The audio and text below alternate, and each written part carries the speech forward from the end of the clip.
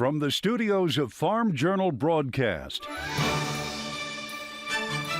this is U.S. Farm Report. Welcome to U.S. Farm Report this weekend. I'm Tyne Morgan, and here's what's in store over the next 60 minutes. A true social post by President Trump stirs up controversy and anger among cattle producers. We're at historic high imports already. We're already getting some of that meat in here. I don't think that the only people that probably benefit is the big four packers. So why is the White House creating such a strong allegiance with Argentina that seems to be coming at the cost of U.S. ag? Everything's a game of 3D chess, and at the center of it is China.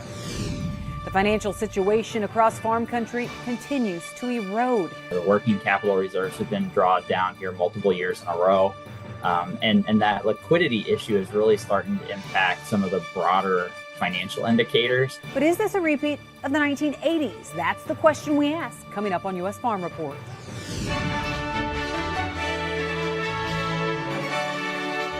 Now for the news, Farm Service Agency offices across the country reopen this week. But Ag Secretary Brooke Rollins saying FSA will resume only core operations.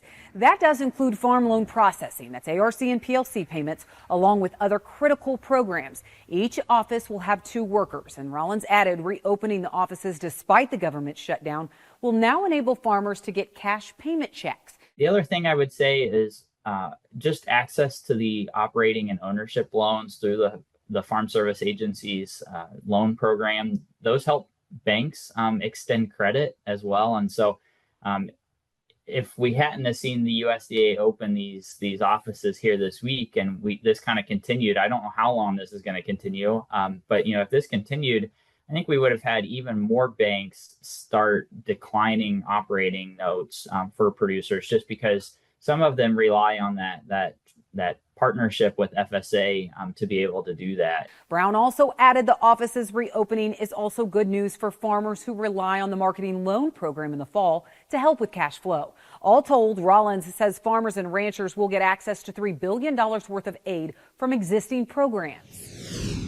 And President Trump upsetting several of the nation's cattle producers this week when he suggested that his administration was considering additional imports of beef from Argentina. Leading cattle groups spoke out, and their message to President Trump was to stay out of the cattle markets. The head of the National Cattlemen's Beef Association said instead of importing beef, the administration needs to push for more market access in Argentina. So if there is a relationship with Argentina, it needs to be one where the president is being an advocate for U.S. beef going to their country rather than trying to open up more access for them, again, in a way that would depress prices for us as cattle producers. So we're at historic high imports already. We're already getting some of that meat in here.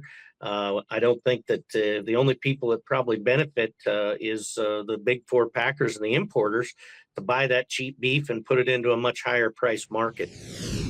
But President Trump potentially added more fuel to the market midweek. That's when he posted on his Truth Social site that cattle ranchers, quote, don't understand that the only reason they are doing so well for the first time in decades is because I put tariffs on cattle coming into the U.S., end quote.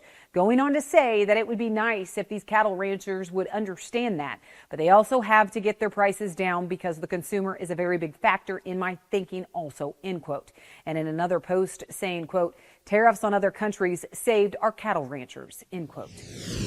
But on the same day of that post, Ag Secretary Brooke Rollins, along with the Secretary of Interior and the Health Secretary, announced actions they say would strengthen the American beef industry. Under the plan, the U.S. will strengthen the foundation of U.S. cattle production through endangered species reforms, enhanced disaster relief, increased grazing access, as well as increased access to capital and affordable risk management tools. The agency also plans to lower long-term costs, increase market options for consumers, as well as product of the USA labeling. They also want to grow the domestic herd while boosting demand here at home and abroad. You can read more about that extensive plan at drovers.com. And representatives from the U.S. and China were talking this week. U.S. Trade Representative Jamieson Greer and Treasury Secretary Scott Bessent traveling to Malaysia. They met with Chinese officials about what Greer called incredibly aggressive and disproportionate measures by Beijing to curb exports of rare earth minerals. So what's the likelihood of the U.S. actually getting a trade deal done soon with China? Well, President Trump making a prediction this week at the White House.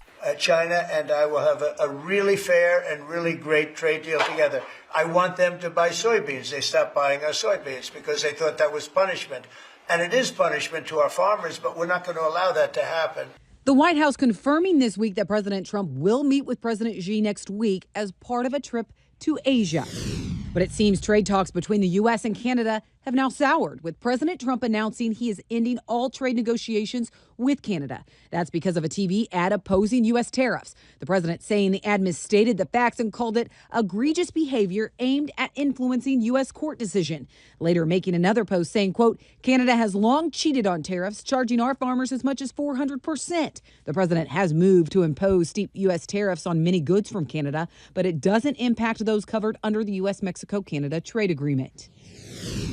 All right, that's it for the news. Well, ag economists say the situation for farmers has only eroded over the past month.